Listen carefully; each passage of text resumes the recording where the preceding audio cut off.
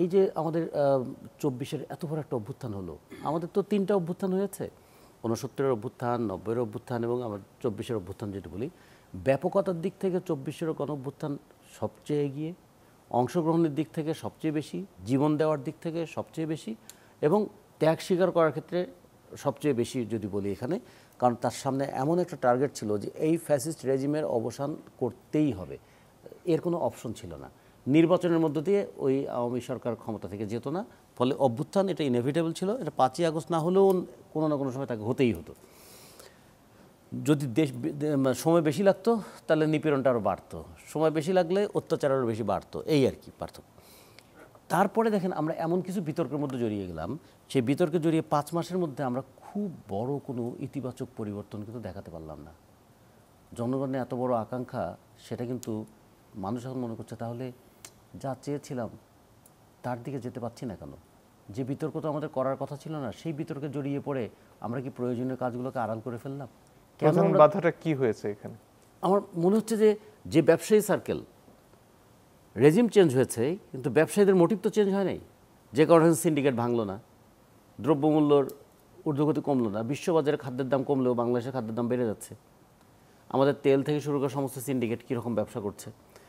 কিংবা ধরুন আইন শৃঙ্খলা পরিস্থিতি, শুধু কি পুলিশের দোহাই দিয়ে আমরা আইন শৃঙ্খলা পরিস্থিতির অবনতি ঘটাতে পারবো, মানে ঘটনাটাকে জাস্টিফাই করতে পারবো? সেগুলোর ব্যাপারে দায়িত্ব নেওয়া হলো না।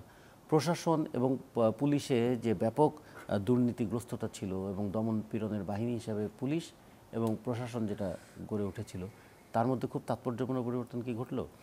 কিছু ব্যক্তির চেয়ারের পরিবর্তন হলো, কিন্তু চেয়ারে বসার পর সেই ব্যক্তিরা একই ধরনের কাজ করতে শুরু করে দিলেন কেন? তাহলে অভ্যুত্থানের মধ্য দিয়ে যে মনন জগতের পরিবর্তন হওয়ার কথা ছিল, সেই জায়গাটা আমাদের নজর না গিয়ে আমরা গেলাম কোন জায়গায়? সংবিধানকে ছুঁড়ে ফেলবো না কবরস্থ করব, সেই আলোচনার মধ্যে। আমাদের তো যাওয়ার দরকার ছিল একটা সুষ্ঠু, অবাধ, গ্রহণযোগ্য নির্বাচন করতে গেলে সংবিধানের কোথায় বাধা, সেই বাধাটা অপসারণ করে আমাদের তত্ত্বাবধায়ক সরকারে ফিরে আসতে হবে। ২, সংবিধানের ১/৩ অনুচ্ছেদকে যে অপরিবর্তনীয় করে ফেলা হয়েছে, তার মধ্যে বিশেষ করে ৭-এর ক এবং খ, এই জায়গায় একটা পরিবর্তন আনতে হবে যাতে অভ্যুত্থানকে আইনগত স্বীকৃতি দেওয়া যায়, কারণ ওটা থাকলে অভ্যুত্থানের আইনগত স্বীকৃতি দেওয়া যাবে না। ফলে এইরকম করে যদি আমি বলি, যদি এখানে রাজনৈতিক দলগুলো একমত হয়, তাহলে ৭০ অনুচ্ছেদ কি বাতিল করা যাবে কি যাবে না, এই বিষয়টা আসতো।